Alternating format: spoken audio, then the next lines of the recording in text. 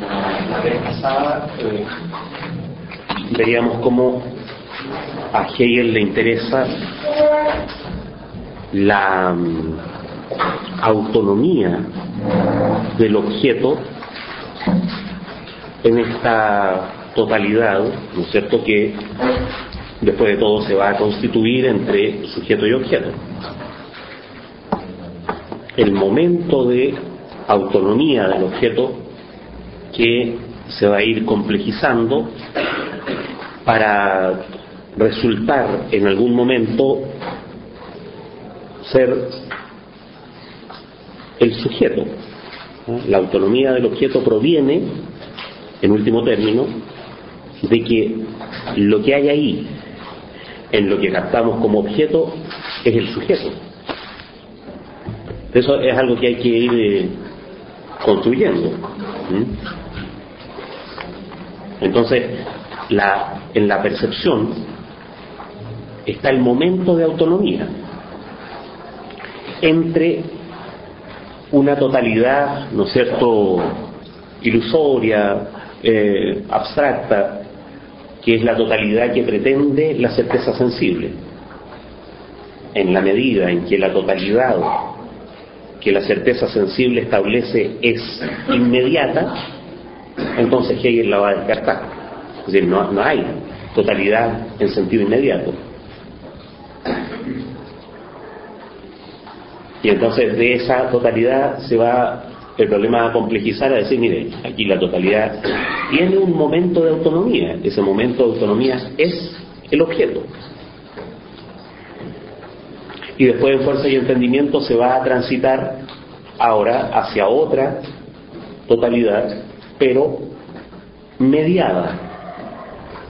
Esa totalidad en que el sujeto se pone a sí mismo como objeto, pero como un objeto, ¿no es cierto?, que es un juego de fuerzas, una infinitud.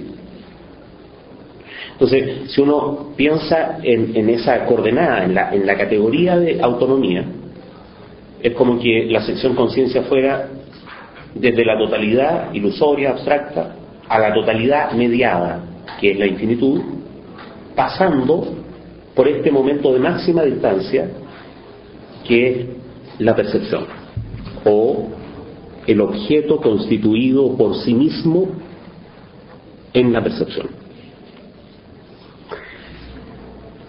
Sin embargo, esa coordenada, la clave autonomía, ¿no es cierto?, ¿qué pasa con la autonomía? ¿Es inmediata, es mediada? ¿Hay realmente autonomía o no? Esa clave, la autonomía, hay que completarla con otra, que es la organicidad del objeto. A Hegel le interesa también mostrar que la autonomía del objeto es una autonomía orgánica. No es simplemente uno, quieta, ni es simplemente dos, puesta. No hay simplemente ahí una constelación de objetos. Hay una relación orgánica. Y no hay simplemente una relación orgánica puesta. No, es una relación orgánica que se hace ella a sí misma. O sea, que es autónoma. ¿Sí? Ahora, el tema de la organicidad del objeto es un tema extraño para la modernidad. Como hemos comentado en las sesiones anteriores, la modernidad redujo toda organicidad, toda tensión en el objeto. La eliminó como metafísica y concibió a los objetos, uno, como inertes, y dos, como articulados exteriormente. ¿Sí? Entonces, Hegel tiene que criticar una noción de objeto inerte y articulado, tiene que construir paso a paso una noción de objeto autónomo y orgánico. ¿Sí? Tiene que hacer las dos operaciones, ir distanciándose de algo. Ahora, el carácter de los objetos como inertes y articulados es lo propio de la física clásica.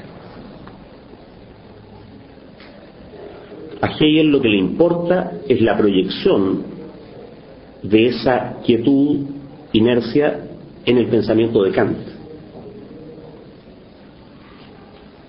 Como era profesor de física el colega Kant, algo del carácter inerte del objeto queda en la crítica de la razón pura, cuando Kant considera cómo es que los objetos llegan a ser objetos, por la acción del entendimiento, por la categoría. Entonces, acá a Hegel le interesa criticar al empirismo clásico, que es el propio de las ciencias naturales, ¿no es cierto? Pero le interesa también, en un plano lógico, en un plano más fundamental, criticar la huella de ese empirismo en la noción de objeto que hay en Kant. En la crítica de la razón pura, el objeto resulta objeto para un yo, resulta objeto al interior de la subjetividad trascendental por la acción de las categorías. Entonces, Hegel va a insistir acá y en la lógica, qué sé yo, en muchas partes, que esas categorías son, aunque parezca extraño, actividades quietas. Una actividad quieta es una figura medio extraña. Uno podría decir actividad quieta en el sentido de que es una actividad que siempre es así. Siempre es la misma actividad, ¿sí? No una actividad histórica, ¿sí? Las categorías son así. Y los objetos que resultan de esa acción, siempre es la misma, ¿sí? Algo así como una mera función matemática. Los objetos también son objetos quietos, carentes de organicidad. Después en la enciclopedia Hegel va a criticar el hecho de que Kant haya introducido como una especie de postulado la teleología en la naturaleza. Había introducido como ad hoc el hecho de que la naturaleza podría ser un sistema orgánico que tiende a, ¿sí? Hegel dice, Kant no es capaz de concebir la teleología. Concebir significa, ¿no es cierto?, encontrarla en el movimiento del objeto mismo, encontrarla de suyo en el objeto. Y entonces aquí hay dos maneras de entender la acción del entendimiento que es lo que está, que es la actividad de la razón que está presente en la percepción. Por un lado hay un entendimiento tal como Hegel lo ha ido construyendo. Aquí todavía no se llama el entendimiento, se llama la percepción, ¿sí? Hegel le va a reservar al entendimiento otra tarea, ¿sí? Pero en la percepción la razón está haciendo esa tarea de la crítica de la razón pura, concebir el objeto, hacer aparecer el objeto, ¿sí? En la percepción, que es lo que corresponde, digámoslo así en términos generales, a la analítica de la crítica de la razón pura. Entonces, Hegel va a contraponer el entendimiento en ese sentido empirista, científico y kantiano a esta actividad de la percepción que es preparatoria al entendimiento como tal, que es preparatoria, ¿no es cierto?, que es componente interna de la razón teórica como tal, pero que ya como percepción ha captado al objeto como autónomo y orgánico, ¿sí? Esa es la diferencia que al final de la sección percepción se hace entre la percepción que nos habilita para ingresar al reino del entendimiento y el entendimiento percipiente o entendimiento de la percepción. Entonces, a ponerlo en orden. En Kant está como funciones de la razón, ¿no es cierto?, la sensibilidad, el entendimiento, la razón en su uso teórico. ¿Sí? Y eso corresponde en la doctrina trascendental de los elementos a la estética trascendental, a la analítica trascendental y a la dialéctica trascendental. ¿Sí? ¿Cómo ha movido Hegel ese asunto? Hegel lo mueve introduciendo la certeza sensible, ¿sí?, y la percepción. Y eso, la percepción, hace estas dos cosas.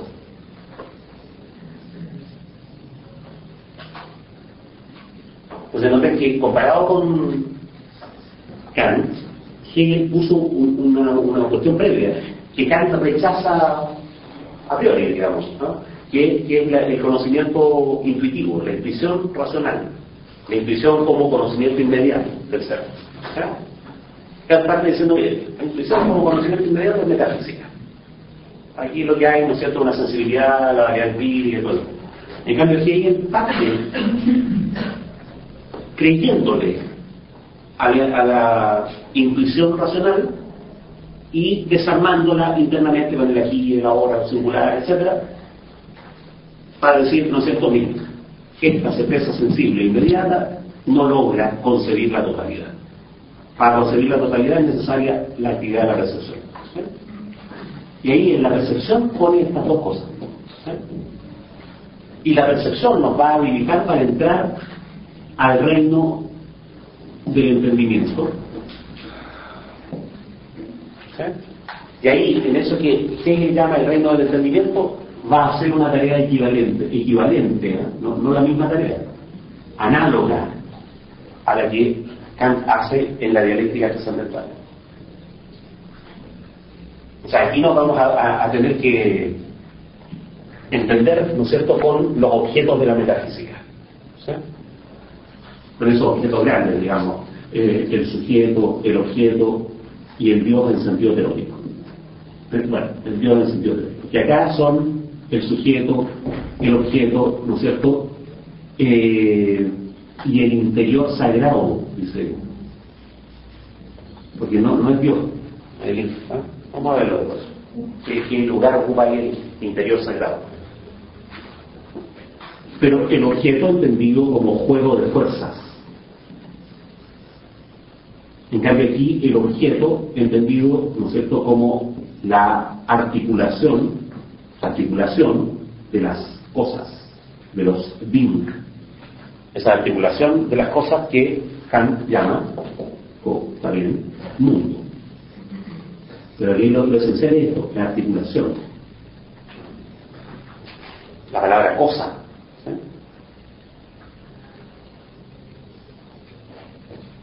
¿Por qué? Porque esa articulación en Kant, no en Kant, ¿verdad? No, es Kant visto desde Hegel.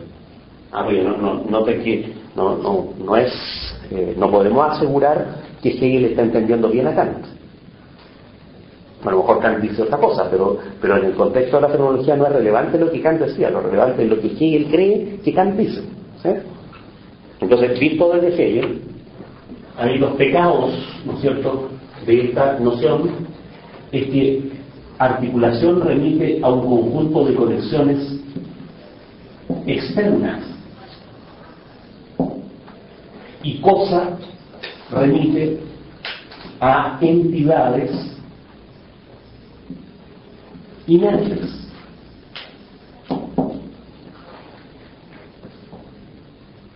De tal manera que lo que hay en la práctica es una noción mecánica del mundo. Mecánica por mucho que la conexión esté aportada por la subjetividad trascendental. ¿Sí? Este no es el objetivismo puro del realismo. el sistema del mundo es por sí mismo independiente del sujeto. No es eso. Claro, pero igual de mecánico. Entonces, a Hegel le interesa, ¿no es cierto?, a este nivel, ya a este nivel, aquí, establecer al objeto, ¿no es cierto?, como autónomo. O sea, autónomo significa que el objeto no solo es en sí objeto, sino que es en sí y para sí. Tiene una dinámica propia, tiene un devenir que le es propio, que no necesariamente proviene del sujeto. Ahora, a la larga sí proviene. A la larga sí proviene, porque cuando uno se dice, ¿de dónde salía ese devenir que es propio del objeto? A la larga va a resultar que ese devenir es la negatividad que es el sujeto, ¿no es cierto? Pero por otro lado, orgánico. Es decir, las conexiones son internas en el en sí del objeto, la conexión entre las cualidades, internas en el para sí del objeto, ese para sí que es para otro, es una conexión interna en la relación de un objeto con otro, ¿no es cierto?, en la, por decirlo en términos kantianos, la multiplicidad, ¿no es cierto?, en el hecho de que haya una pluralidad de cosas.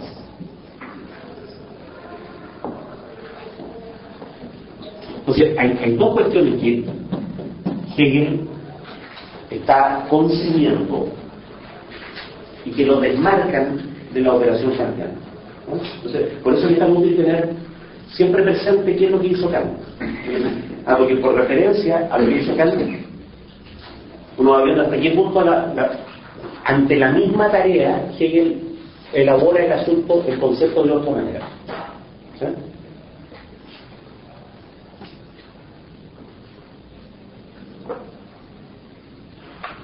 La autonomía es un dinamismo en sí.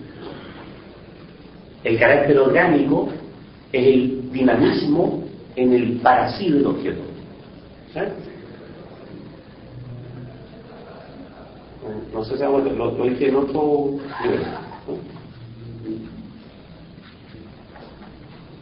Entonces, por eso, porque este razonamiento kantiano va a conducir a esa noción de objeto, y en cambio el razonamiento que Hegel ha hecho en la percepción conduce a esta otra noción de objeto, es que al final de la sección percepción él hace la diferencia. ¿Sí? Distingue entre la percepción que es la percepción es la totalidad que hace tanto al objeto como al sujeto, ¿no es cierto? Igual que la indicación, ¿sí? Ya. Distingue entre la percepción y el entendimiento de la percepción. Este entendimiento de la percepción o entendimiento recipiente es este que aparece acá, el entendimiento de la analítica de la que tiene razón. ¿Sí? Y entonces Hegel hace ahí la movida que también repite varias veces en la enciclopedia de la lógica, de relacionar a Kant con Hume. Le atribuye a Kant la noción de objeto que hay en Hume. ¿Sí? Por supuesto, tanto Hume como Kant se enojarían. ¿Sí? En el concepto previo de la enciclopedia, el concepto previo de la enciclopedia se llama tres posicionamientos frente al problema de la objetividad. ¿Sí? Y entonces, en uno de los posicionamientos, Hegel critica la idea de intuición racional, que se pueda llegar directamente, ¿no es cierto?, al objeto de la metafísica de manera inmediata. En otro de los posicionamientos, Hegel critica la inmediatez en el sentido de Jacobi, ¿sí?, que ya no es intuición racional, sino que es el acto gratuito de la inmediatez. Se puede conocer el todo, ¿no es cierto?, en un acto así como de entrega a la inmediatez. Una cuestión que... Y al medio, entre esas dos inmediateces, Hegel pone en un mismo capítulo el empirismo y la filosofía crítica. Pone en el mismo capítulo Hume y Kant, y critica a los dos sobre la misma base.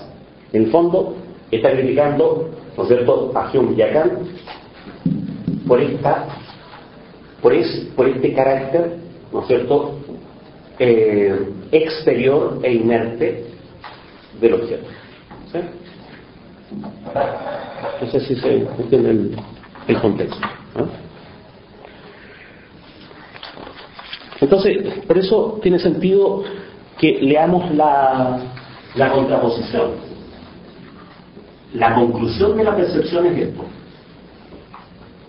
Y después de la conclusión de la percepción, Hegel va a criticar, ¿no es cierto?, eso, llamándolo entendimiento.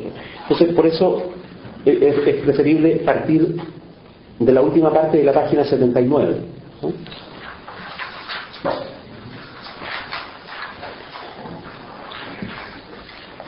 Creo que ahí pusimos un número 4, ¿no es cierto? En el número 4 y en el 5, la conclusión, ¿sí?, de la percepción, la recapitulación y la transición al reino del entendimiento. Y después, ¿no es cierto?, en el número 6, que está en la página 80, esta crítica al entendimiento percipiente. ¿Sí? Porque ahí vamos a ver en qué se expresa ese carácter inerte y exterior. ¿Sí? ¿Cómo aparece? ¿Sí? En la página 79, después del último punto aparte, 9 líneas antes del final de la página, el objeto es superado así, o sea, concluyendo, después de todo lo que se ha dicho, el objeto es superado así en sus puras determinabilidades, en sus determinabilidades consideradas de manera pura, o es superado en las determinabilidades que debieran constituir su esencialidad, lo mismo, de la misma manera como cuando en su ser sensible devenía el objeto algo superado. El objeto ha sufrido ahora una superación. La superación de sus determinabilidades puras, tal como había ocurrido en la certeza sensible, en que la superación del aquí y el ahora, el singular, había dado origen a la cosa. Ahora la superación de las determinabilidades puras, ¿no es cierto?, ahora ha ocurrido la superación de las determinabilidades puras de la cosa. Partiendo del ser sensible, el objeto se convierte en un universal. Y parecía haber la cosa singular, ¿no? Y esa cosa singular aparecía como cualidades sensibles. Pero ahora se ha convertido en en un universal. El texto dice algo. No sé si lo tienen ahí la traducción de Wenceslao Rose. No es un algo universal, es un universal. ¿No? Es raro decir un universal, como si pudiera haber otro. ¿Sí? Esa es la gracia. La gracia es que el objeto es uno y universal, ¿no? O sea, que están todos pegados, que el sistema de los objetos es una entidad orgánica. Esa es la ambigüedad de la expresión un universal. Pero este universal, puesto que proviene de lo sensible, es esencialmente condicionado por ello mismo, por venir de lo sensible, y por lo tanto no es en general verdaderamente igual a sí mismo, sino que es una universalidad afectada de una contraposición. ¿Por qué hay contraposición en este un universal? Porque al lado hay otro universal, otro universal, otro universal. Entonces, lo universal ahora está afectado por esa contraposición. Fíjense que aquí cada término es un universal y el conjunto de los términos también es universal. ¿Sí? Y esto explica por qué se separa el objeto en los extremos de lo singular y lo universal. ¿Sí? Por un lado hay lo singular como un universal y por otro lado hay lo universal como el conjunto. ¿Por qué se separa, ¿no es cierto?, en los extremos de el uno, ¿no es cierto?, de las propiedades y del también, el uno de las propiedades y del también de las materias, ¿no es cierto?, y del también de las materias libres. Entonces hay el uno de las propiedades, acuérdense, las propiedades arman una cosa, y el también de las materias libres, ¿sí?, esta cosa es también, arma todos los otros uno. ¿Sí? Lo singular, lo universal, pero no es lo singular de la certeza sensible, no es lo singular del aquí, es la cosa como singular. Claro, pero la cosa como singular es un universal puesto en otro universal que está afectado por esa contraposición, está hecho de un universal, otro universal, otro universal. Hay gente que dice que la idea que hay aquí es la idea de mónada de Leibniz. ¿Sí? Entonces, esto de que haya un universal. Porque acuérdense, las mónadas de Leibniz son todo el universo en pedacitos. El todo. ¿Sí? Y desde luego esa no es la idea de objeto de Gassendi, de Galileo, de Newton, no sé, toda la física. ¿Sí? En la física hay un objeto y hay otro. ¿Sí? Y esto no puede sino ser, si es uno, lo particular. En cambio aquí hay un objeto que es un universal, hay otro que es un universal y hay una articulación que es, o una conexión interna que es lo universal. Y entonces la diferencia entre lo singular y lo universal está dentro de lo universal. Ese es el... ¿eh? Y esa es, ¿no es cierto?, el uno de las propiedades por un lado y el también de las materias libres por otro lado. Estas determinabilidades, el uno de las propiedades, el también de las materias libres, estas determinabilidades, ¿no es cierto?, puras, parecen expresar la universalidad, la esencialidad misma. Estas determinabilidades, el ser uno, el ser el también, puras, parecen ser la esencialidad misma, pero solamente son un ser para sí que lleva implícito el ser para otro. Cada uno es un ser para sí, pero implícitamente es ser para otro, está dentro de una totalidad orgánica. ¿Sí? Pero al ser estos dos momentos esencialmente en una unidad, ahora se presenta la universalidad absoluta incondicionada. Y es aquí donde la conciencia entra verdaderamente y por primera vez en el reino del entendimiento. Es una idea muy distinta del atomismo moderno. En el atomismo moderno hay cosa, y relación. En la medida en que esta es cosa, ¿sí?, es, pero inevitablemente, indefectiblemente, lo particular. En la medida en que estos particulares son exteriores, el conjunto es lo universal solo en el sentido de colección. ¿Sí? Y entonces la contraposición, lo particular, que aquí Hegel, por una razón, ¿no es cierto?, de composición, va componiendo las singularidades, lo que es singular respecto de esto, lo que es singular respecto del otro. ¿Sí? Hegel lo llama lo singular. La relación entre lo singular y lo universal es exterior.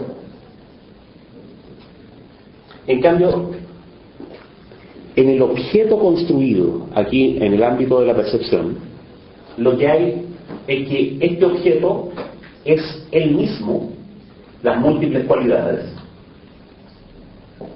o sea, es un universal. Y este objeto es también, no solo en sí, un universal, sino que es para sí, ese para sí que es un para otro. que también es una, ¿no es cierto?, un universal. Y ese que es en sí, ¿no es cierto?, es para sí también en tanto para otro universal. ¿Sí? Ya, y esto es lo universal. Entonces la palabra universal tiene como dos niveles, por decirlo así. Y eso hace que la relación entre estos singulares, ¿sí?, y el universal que los contiene, el universal en el seno del cual son unidades universales, ¿sí?, esa relación es una relación interna. Y eso hace que esta universalidad no sea una colección de entidades quietas, sino que esta universalidad, ¿no es cierto?, es el espacio, por decirlo así, entre comillas, ¿no?, el espacio el ámbito de estas actividades de ser cosas. La actividad de ser esta cosa, la actividad de ser otra cosa, como decíamos, la actividad de la hora, ¿no es cierto?, el ser el tiempo. Ahora, la actividad de ser una cosa, la actividad de ser otra cosa. Este tipo de espacio, que lo voy a llamar el elemento de lo universal. Esos universales que son, ¿no es cierto?, de a uno, están en el elemento de la universalidad. Como en el agua, como el pez está en el agua como en su elemento. ¿Sí? ¿Hay que bloquear a lo singular en la acción de qué? Cada uno de estos, ¿no es cierto?, es un singular en el elemento de una universalidad. Pero esos singulares son universalidades en el elemento de la universalidad. No son singulares frente a la universalidad, sino que son universales ellos mismos en el elemento de la universalidad. ¿Sí? Y entonces, de esa manera pueden ser autónomos en sí y para sí, y al mismo tiempo orgánicos, conectados internamente unos con otros. ¿Sí? Y eso es lo que va a hacer, perdón, eso es lo que va a hacer después el juego de fuerzas. ¿Sí? La universalidad es un espacio en cuyo interior hay unidades universales, en universalidad indeterminada. Al menos, hasta aquí, es una universalidad incondicionada. Porque, fíjense, y ahí entra la conciencia por primera vez al reino del entendimiento. Estos dos momentos se presenta ahora la universalidad absolutamente incondicionada. Esta es incondicionada. Entonces, fíjense cómo llega, en alguna de las sesiones anteriores explicamos cómo llegaba Kant a lo incondicionado, ¿no? En Kant, estas cosas, ¿no es cierto?, están ligadas por una cadena de condiciones, que es como una serie, ¿sí?, hasta un incondicionado. El incondicionado es el primero, ¿sí?, es la causa que no tiene causa, pero una serie de entidades exteriores. En cambio aquí lo incondicionado es cuando la actividad de ser en cada uno resulta en la universalidad, que es el espacio en el cual es el ser de cada uno, y esa universalidad no tiene lado de afuera. Entonces se lleva al incondicionado no como serie, sino como composición orgánica. No es un retroceso hacia lo incondicionado, sino que es un reconocer lo incondicionado en la actividad. Es lo incondicionado como proceso, no lo incondicionado como serie. ¿Sí? Lo incondicionado como actividad, no lo incondicionado como retroceso hasta la primera causa, qué sé yo, el primer motor, ¿no? Es decir, en Hegel lo incondicionado tiene un sentido distinto que Kant. ¿Sí? Lo incondicionado es una especie de cualidad de lo universal por sí mismo. ¿Sí? Porque noten que aquí lo incondicionado es el origen de esta universalidad que es una colección. El primer término de la colección es lo incondicionado. Entonces lo incondicionado es una condición de la serie. En cambio aquí lo incondicionado es una propiedad del ser. El ser no tiene condiciones exteriores, no está sometido a condiciones exteriores. El ser es el mismo incondicionado. O sea, esta universalidad, la universalidad que es el espacio en el cual, el elemento en el cual cada una de estas unidades se constituye, esta universalidad no tiene nada de afuera. Es todo el ser. ¿Sí? Pero noten que ese es un afuera, no en el tiempo ni en el espacio, es un afuera en la lógica. Tiene una lógica afuera. En cambio este otro es o en el tiempo o en el espacio. Y toda la crítica de la razón pura de Kant remite a esos dos últimos fundamentos, al espacio, al tiempo. ¿Sí? Por eso que en la sensibilidad son esas las formas de la sensibilidad, el espacio y el tiempo. En cambio aquí no es el marco espacio-temporal el que es el lugar de lo incondicionado. No, es la lógica, la dinámica incondicionada. ¿Sí? Otra pregunta, me hizo resonancia a propósito del elemento, una clase donde usted especificó el campo semántico, de la del fundamento. Claro, el fundamento, eso es. La universalidad en la ciencia de la lógica, ¿no es cierto? Esto es lo que se va a llamar el fundamento esencial. Que examina varios fundamentos, ¿no es cierto? Este es el fundamento esencial. El elemento en el cual opera el ser de la contradicción. ¿No? Si ya estamos hablando en alemán ya, ¿no? Y lo que acabo de decir es de una sutileza pero ya arrayana en el absurdo, digamos. El elemento en el cual opera, ¿no?, el ser de la contradicción. El elemento en el cual opera algo, no es que haya algo, ¿sí? Opera un ser, pero ese ser es el ser de la contradicción. No es el elemento en el cual hay ser. No, es el elemento en el cual la operación de la contradicción hace ser. ¿Sí? Por eso es el ser de la contradicción. No es el ser de aquello en lo cual hay contradicción. ¿Sí? Aquello en lo cual hay contradicción no es lo mismo que el ser de la contradicción, producto de lo cual hay ser, digamos. ¿Sí?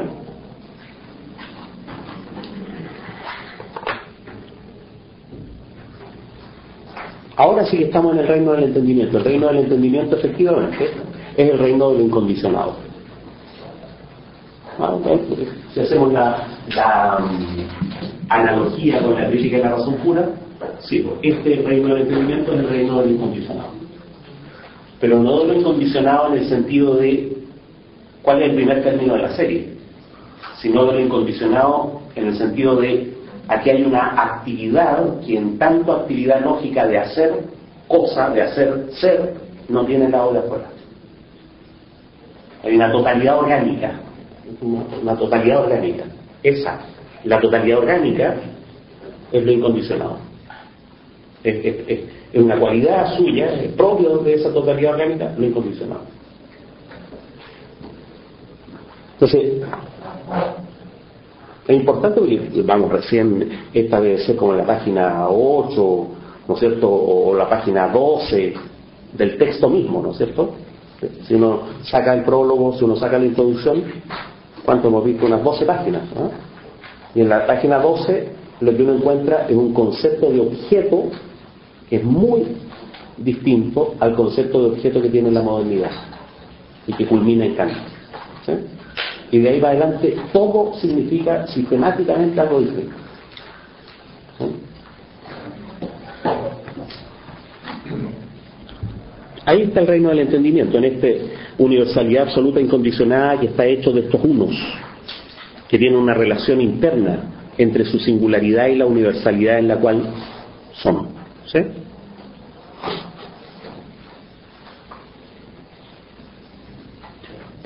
Por tanto, en el párrafo 5, en la página 80, aunque la singularidad sensible desaparezca en el movimiento dialéctico de la certeza inmediata y devenga universalidad, esa universalidad es sólo una universalidad sensible. ¿Sí? Eso, ojo, porque aquí vienen estas redacciones medias extrañas de Hegel, en que parece que está agregando algo más cuando en realidad inició la crítica de otra cosa. ¿Sí? A ver, de la certeza sensible llegamos a la universalidad de la cosa. Claro, pero la universalidad de la cosa al principio era una universalidad sensible nomás. ¿Sí? La apreciación, la suposición, eso, la suposición, porque es el mismo término, acuérdense que es la certeza sensible o la suposición. ¿Sí? Entonces, se está refiriendo a la sección certeza sensible. Al principio, claro. Porque eso, las dos líneas anteriores dicen eso. Aunque la certeza inmediata haya devenido universalidad, esta universalidad es solo universalidad sensible. La suposición ha desaparecido y el percibir ahora toma al objeto tal y como es en sí o como algo universal en general. Al principio es lo universal, pero en general. Este es el final del razonamiento, ¿no es cierto? Por consiguiente, lo singular aparece en él como verdadera singularidad, como ser en sí del uno o como ser reflejado en sí mismo. Al principio, cada objeto aparece solo, autónomo, pero es todavía un ser para sí condicionado. Claro, aparece autónomo, pero está condicionado porque hay otro, ¿cierto? Un ser para sí condicionado, junto al cual aparece otro ser para sí. ¿Sí? El de la universalidad contrapuesta a lo singular y condicionado por esto. ¿Sí? Entonces, es como la recapitulación de lo que ha pasado en la percepción. Aparece el objeto como un singular, pero ese singular está frente a una universalidad, ¿sí? Al hecho de que hay otro singular. Pero estos dos extremos contradictorios, ¿sí?, no solo aparecen yuxtapuestos, lo singular, lo universal, sino en unidad. O, lo que es lo mismo, lo común a ambos, el ser para sí, lleva implícita la contraposición en general, es decir, es al mismo tiempo lo que no es un ser para sí. ¿Sí?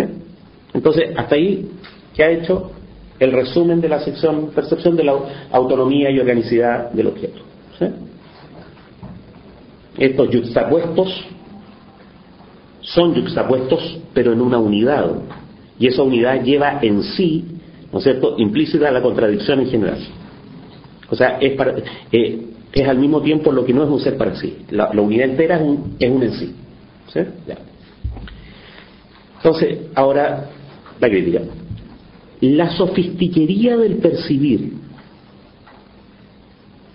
Porque, ¿qué es lo que hemos constatado? ¿No? O ¿qué es lo que se ha concebido a lo largo de la percepción? Lo que se ha concebido a lo largo de la percepción es este doble estándar en que el objeto es como singular y al mismo tiempo el objeto está en la contraposición, ¿no es cierto?, de una universalidad. ¿Sí? Está en el marco de una universalidad. ¿Sí? La sofistiquería del percibir, ¿sí?, o sea, el entendimiento de la percepción, va a decir después, trata de salvar estos momentos sustrayéndolos a su contradicción.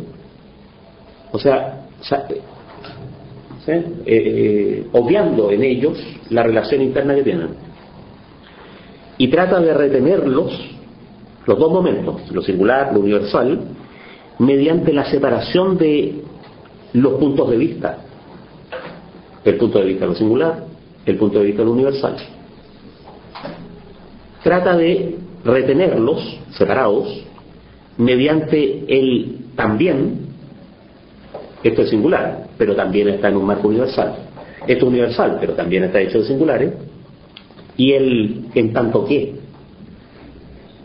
Esto es singular en tanto el mismo y es universal en tanto está en un marco, ¿sí? Y por último, trata de captar lo verdadero por medio de la distinción de lo no esencial y de una esencia contrapuesta a ello. Trata de captar lo verdadero como articulación, como compuesto, como colección, ¿sí? Sin embargo, estos recursos, en vez de cerrar el paso a la ilusión en el aprender, la ilusión en el aprender es que uno cree que aprende esto y lo otro por separado. Esa es la ilusión, ¿sí? En vez de cerrar el paso a la ilusión en el aprender, se muestran por sí mismos estos recursos como nulos. Y lo verdadero, eso que debe ser ganado mediante esta lógica del percibir, resulta desde uno y el mismo punto de vista lo contrario a ese separar, y tiene lo verdadero como su esencia la universalidad carente de toda distinción y determinación. O sea, lo verdadero desde el punto de vista de la totalidad, ¿sí? Frente a esa nulidad que es el separar. Fíjense, ¿qué es lo que se critica aquí? La sofistiquería del percibir, que después se va a llamar el entendimiento humano percibiente. La sofistiquería del percibir trata de retener los momentos, la cosa, lo universal, separándolos. Eso para Hegel es el pecado, ¿no? Y es la conciencia científica. La ciencia, como ciencia natural, como ciencia empírica, es la razón que separa, ¿sí? Pero ¿cómo? Pero obviamente están articulados. Entonces, ¿cómo cómo separa y al mismo tiempo salva el hecho de que estén articulados? Conectándolos de manera exterior. Y entonces los recursos son el punto de vista, el también, el en tanto que, ¿no? Yo siempre digo que en el caso de lo psicosocial se puede ver eso, ¿sí? El viejo conflicto, ¿no es cierto?, entre la sociología y la psicología. Los individuos están hechos de pura sociedad, la sociedad está hecha de puros individuos, y entonces hay un montón de en tanto que puntos de vista, ¿no es cierto?, y también que hacen una pegatina que no es interna, ¿sí? El individuo es también un ente social, o desde el punto de vista individual, desde el punto de vista social, ¿sí? O el individuo en tanto individuo o en tanto ser social. Y entonces se mantiene una apariencia de relación que no es una relación interior, ¿sí? Tanto lo uno como lo otro, ¿sabes? Esos son los recursos de la sofistiquería del percibir. En eso consiste la ilusión del aprender. ¿Por qué es toda una ilusión? Porque el aprender, agarrar, parece agarrar las cosas por separado, ¿sí? O desde un punto de vista. Entonces, démosle con el mocho del hacha. Estas abstracciones vacías de la singularidad y de la universalidad contrapuesta a ella, fíjense, cuando uno piensa la singularidad y la universalidad como contrapuestas, eso es una abstracción vacía. Como estamos en cuestiones de jerga aquí al principio, siempre abstracción significa separado y siempre vacío significa carente de espíritu. Entonces, abstracción vacía es que en el fondo no se ha considerado que aquí hay sujeto, o sea que la organicidad de esto proviene de que esto en última instancia es el espíritu, es la intersubjetividad y todo eso, ¿sí? Estas abstracciones vacías de la singularidad y de la universalidad que sería contrapuesta a ella, así como la abstracción vacía de la esencia enlazada a un algo no esencial y un algo no esencial que al mismo tiempo, sin embargo, ¿no es cierto?, que es al mismo tiempo, sin embargo, necesario, ¿no? La esencia enlazada a un algo no esencial. Elijan cualquiera de los dos la esencia. El individualismo metodológico dirá la esencia es la cosa, lo otro es una colección, ¿sí? Los totalistas dirán no, la colección es lo esencial, lo otro es un resultado, ¿sí? Pero entonces allí aparece un algo no esencial enlazado a algo que es enlazado, ¿no? Esa es la palabra peyorativa. O de un algo no esencial que al mismo tiempo es necesario, ¿sí? Y tiene una cierta necesidad. El individuo necesariamente es social, ¿sí? Pero necesariamente social significa que la esencia es lo social, ¿sí? Y entonces lo no esencial, el individuo, está enlazado a lo que sería la esencia, ¿sí? Entonces estas abstracciones vacías son las potencias, cuyo juego es el entendimiento humano percipiente, que con frecuencia se llama el buen sentido. La palabra potencias, ¿sí? Se puede llamar, no sé, las potencias cuyo juego es tal cosa, se puede traducir así. Esta es la facultad a la que se llama entendimiento, ¿sí? Acuérdense la idea de facultades, ¿no es cierto?, como actividades de la razón, ¿no? El buen sentido se considera como la conciencia, el mismo, el buen sentido, se considera como la conciencia sólida y real, y solo es, en el percibir, el juego de estas abstracciones, separaciones, y donde cree ser el más rico de todas, la más rica de todas las facultades, es siempre la más pobre. ¿Por qué cree ser la más rica de todas las facultades? Porque ha considerado tanto esto como lo otro, también esto, también lo otro, desde este punto de vista y desde el otro. Entonces, es una especie de riqueza por acumulación, por decirlo así. Pero esa es la pobreza. La pobreza consiste en no entender la conexión interna, ¿sí? Arrastrado de un lado a otro por esta esencia nula, ¿sí? La esencia nula es que la conexión interna nos tapa, ¿sí?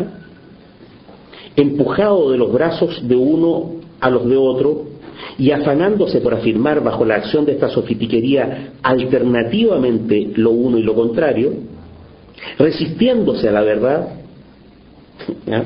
No sé si se dan cuenta que es un apaleo,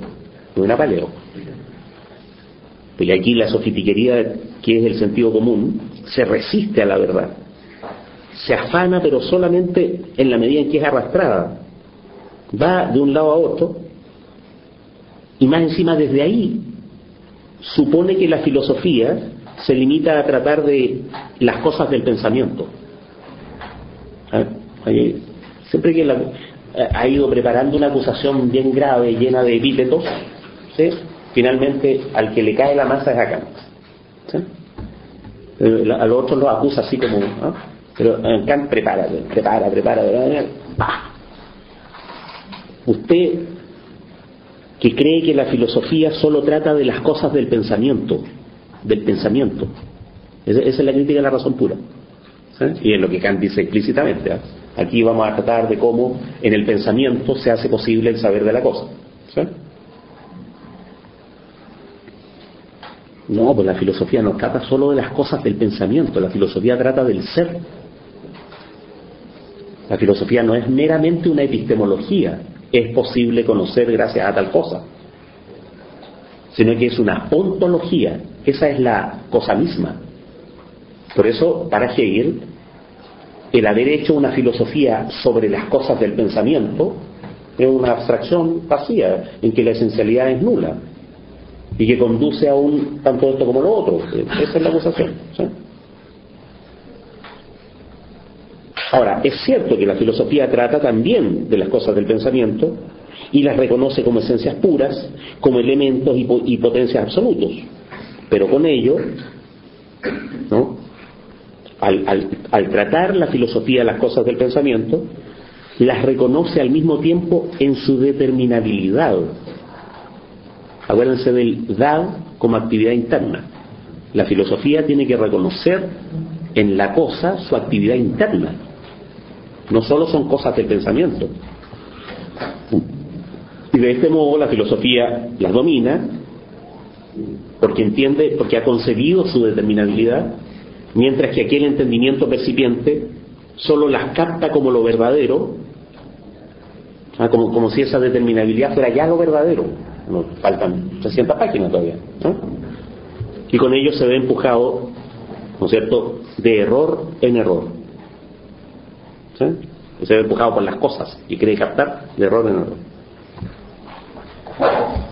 El mismo conocimiento percipiente, ¿no es cierto?, no llega a la conciencia de que las que en él rigen son esas simples esencialidades, y supone manejar siempre materias y contenidos perfectamente sólidos, cuando en realidad en él mismo están operando esas esencialidades. ¿Sí?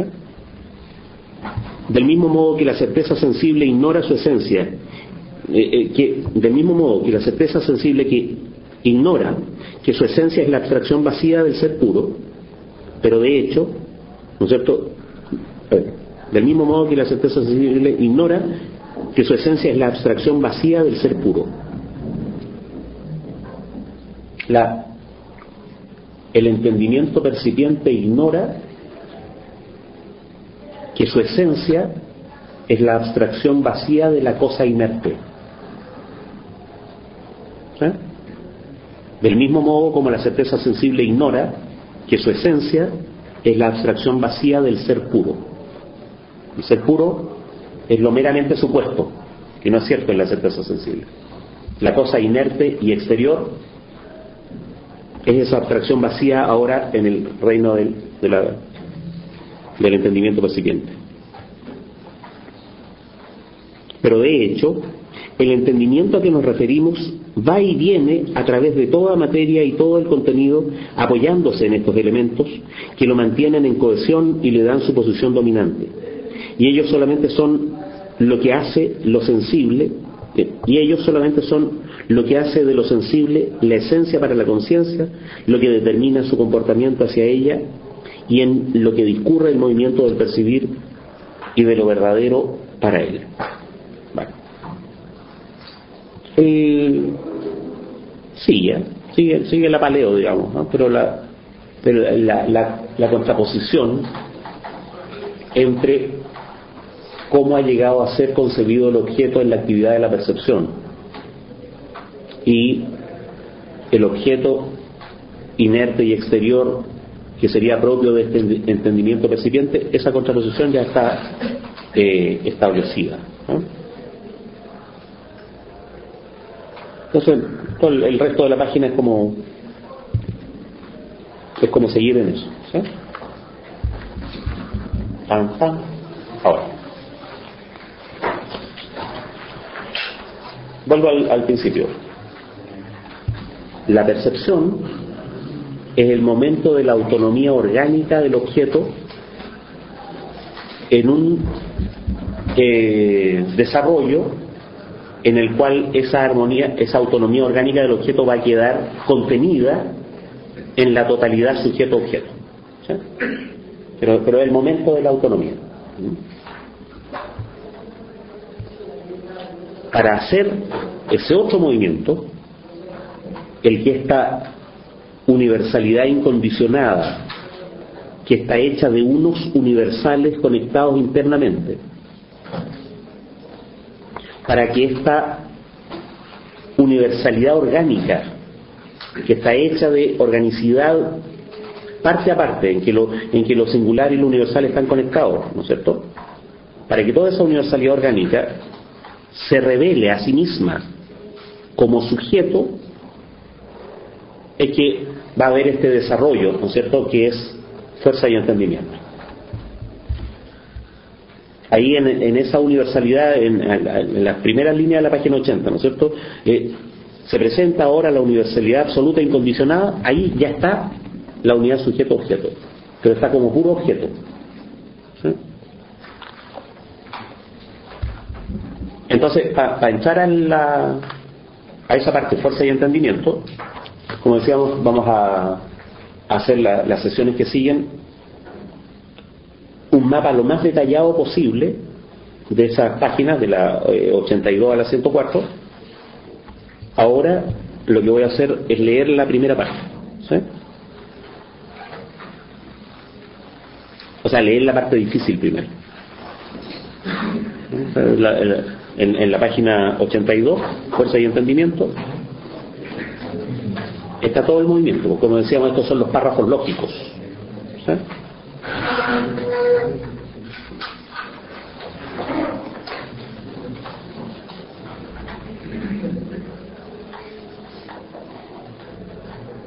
Veamos el párrafo lógico, ¿sí? Y después, a medida que vayamos avanzando, volvemos de nuevo a ver qué fue lo que entendimos de eso. En la dialéctica de la certeza sensible han desaparecido en el pasado para la conciencia el oído, la visión, etc. Es un buen resumen de la dialéctica del acuérdense del ya pasó, ¿sí? El ahora que ya pasó, que ya pasó, que ya pasó, ¿sí? Como percepción, la conciencia ha arribado a pensamientos que, no obstante, agrupa primeramente en lo universal incondicionado. Pensamientos que son lo universal incondicionado, que es el objeto, ¿sí? Ahora bien, este incondicionado, ahí la palabra algo no está, hay que borrarlo en el original, ¿no?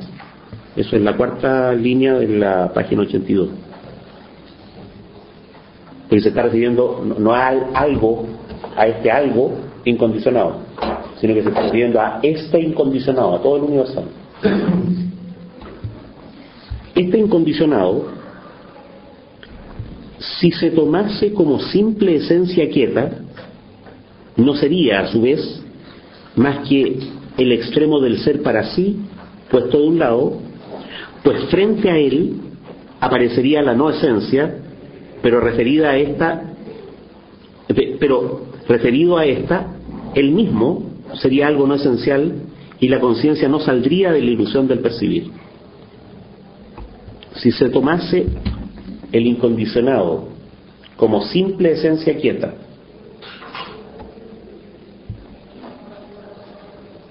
lo único que obtendríamos es el extremo del ser para sí. Frente a él aparecería la no esencia, el sujeto, porque hemos declarado que ese incondicionado es la esencia. Y entonces, pero ese incondicionado como esencia quieta está frente a. ¿Y qué hay ahí al frente? El sujeto, que si esa es la esencia sería lo no esencial. Pero esa, ¿no es cierto?, el incondicionado referida a esa, ¿no es cierto?, a eso no esencial, sería el mismo algo no esencial. O sea, volvemos al sujeto. Y entonces la conciencia no habría salido con eso de la ilusión del percibir. ¿Cuál es la ilusión del percibir? El que aquello que percibe es un objeto frente a la conciencia, ¿sí? Sin embargo, ha resultado ser algo que ha retornado así, partiendo de un ser para sí condicionado.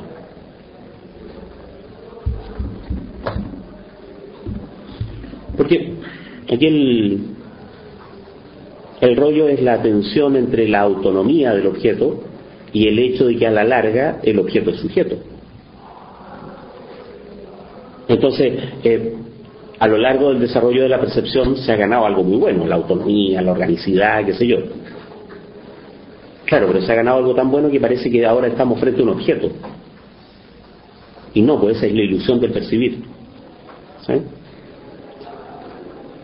Es la ilusión del percibir. Pero por lo menos ha resultado algo. El objeto ha retornado así, partiendo de un ser para sí condicionado. El objeto ha retornado así. Eso es lo que se obtiene, porque ¿qué es lo que con qué nos vamos a quedar de la percepción y qué es lo que es necesario superar? Lo que es necesario superar es la exterioridad respecto del sujeto de ese universal incondicionado. Porque ese universal incondicionado está hecho de puras cosas, ¿no? Pero resulta que acá está el tipo que estaba pensando todo eso.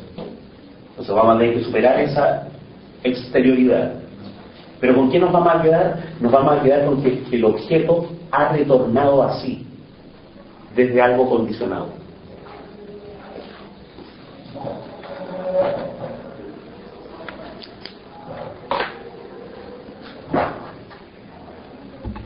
Este universal incondicionado, el objeto que ha retornado así, es a partir de ahora el verdadero objeto de la conciencia.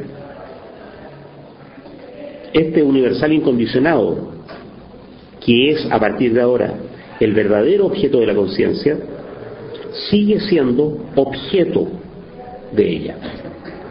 ¿Se dan cuenta? Entonces, ¿qué es lo bueno de la percepción? Que se ha constituido esto. ¿Qué es lo malo de la percepción? Que esto sigue siendo objeto. ¿Sí?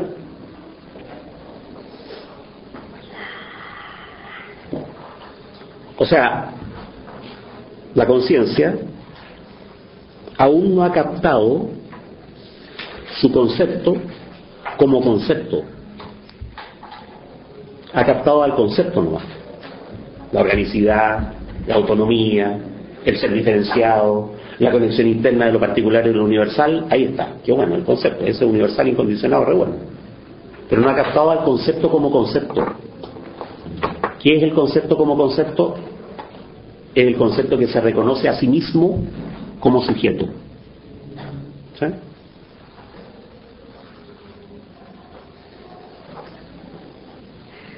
Ese universal incondicionado va a ser a partir de ahora el verdadero objeto, pero sigue siendo objeto, el objeto verdadero. Eso es muy bueno, pero es objeto. O sea, no se ha captado su concepto como concepto. Hay que establecer una distinción esencial entre ambas cosas. Para la conciencia, el objeto ha retornado así desde el comportamiento hacia otro. Con ello, ha devenido concepto en sí. El objeto es concepto en sí. Pero la conciencia no es todavía para sí misma el concepto, por lo cual no se reconoce en aquel objeto reflejado. ¿Sí? Ahí va quedando como... se va haciendo más transparente el texto. Este objeto, la conciencia, esto de que la conciencia no se reconoce en ese objeto, ¿no es cierto?, es para la conciencia. Ella no se reconoce en el objeto. El objeto deviene para nosotros. Para la conciencia pasa una cosa. Ya, para nosotros, el objeto deviene a través del movimiento de la conciencia, de tal modo que la conciencia se ha entrelazado con este devenir y la reflexión es en ambos lados la misma y solamente una. Para nosotros ya se da la unidad del sujeto y del objeto. Pero como la conciencia en este movimiento tendría como contenido solamente la esencia objetiva, el contenido es la esencia puesta ahí y no la conciencia como tal, o sea, el objeto que está ahí no es reconocido como sujeto, tenemos que, para ella, para la conciencia, hay que poner el resultado en una significación objetiva, y la conciencia como lo que se repliega de lo que ha devenido, de modo que esto es para ella como lo objetivo, como la esencia. Esa es la manera difícil de decir, mire, aquí falta un paso. De la autonomía y organicidad del objeto hay que llegar, ¿no es cierto?, a la unidad de ese objeto con el sujeto. O sea, hay que llegar al reconocimiento de que esa autonomía y organicidad es ella misma sujeto. No es para el sujeto, sino que es ella misma sujeto. ¿Eh?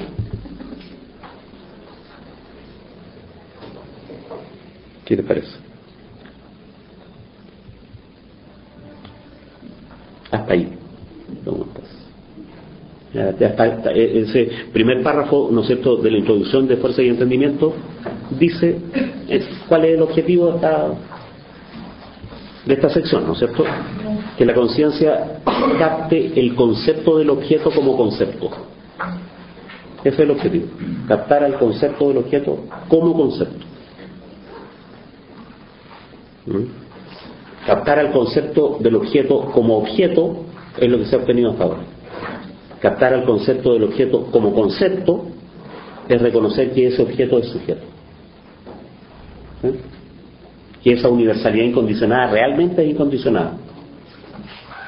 O sea, que esa universalidad incondicionada no es lo esencial frente a lo no esencial, ni es un no esencial frente a lo que sí sería esencial. ¿Entiendes? Ahí Hegel en algunas partes dice, y entonces la esencia queda repartida entre un no esencial y un esencial, o viceversa. No. Esa universalidad incondicionada es lo esencial en ella misma. O sea, es también el sujeto. No es lo esencial frente a algo. No, en la universalidad incondicionada ya se terminó el libro, ya. Y como habíamos dicho, el libro termina en todos los capítulos. Y al final del capítulo es el saber absoluto. Ahí está el saber absoluto de nuevo. ¿Sí? Entonces, la universalidad, ¿qué otra cosa puede haber? Piensen eso de esta manera. ¿Qué otra cosa puede haber que más allá de la universalidad incondicionada? Si universalidad y incondicionada, o sea, ¿qué otra cosa? Bueno, Hegel encontró un detalle. Esta universalidad incondicionada no es todavía suficiente. Para nosotros, sí, pero para la conciencia todavía no. Entonces, la conciencia enfrentada a este objeto, ojo, porque la conciencia ya no va a estar enfrentada a una articulación mecánica de entidades inertes. La conciencia va a tomar como su objeto, ¿no?, a una totalidad orgánica que es autónoma, que tiene movimiento propio. Ese va a ser su objeto. ¿Sí? Y eso requiere una filosofía de la naturaleza no moderna, o, voy a decirlo de esta manera, una filosofía de la naturaleza antimoderna, la antimodernidad al interior de la modernidad. Eso requiere como contexto la filosofía de la naturaleza del romanticismo alemán. ¿Sí? Y eso es lo que se va a desplegar aquí en la sección Fuerza y Entendimiento. Hegel va a considerar que estas dinamicidades, que son universal y singular al mismo tiempo, son la fuerza. Esta es la fuerza. Y lo que hay aquí, como universal incondicionado, es un juego de fuerzas. ¿Sí? Pero ahí la noción de fuerza la vamos a tener que comentarla. Las cosas que ocurrieron ahí al interior de la filosofía de la naturaleza, como digo, del romanticismo alemán. Un concepto organicista de fuerza, no un concepto mecánico de fuerza. La fuerza para la mecánica es simplemente una ecuación matemática que da cuenta de la relación exterior de un cuerpo con otro. ¿Sí? Por ejemplo, en Newton, la fuerza de gravedad no explica la atracción, la describe. Entonces, la fuerza de gravedad es la abstracción de un hecho externo. Este acelera hacia el otro, nada más. En cambio, la fuerza en el romanticismo alemán tiene más que ver con la vis viva y con la energía antigua, ¿sí?, que eran potencia por sí misma, ¿sí?, eran tensión al acto por sí mismas, ¿sí? En algún sentido el sentido común tiene esa noción de fuerza, ¿sí? Una persona que tiene una gran fuerza interior, la palabra fuerza está usada como energía, ¿sí?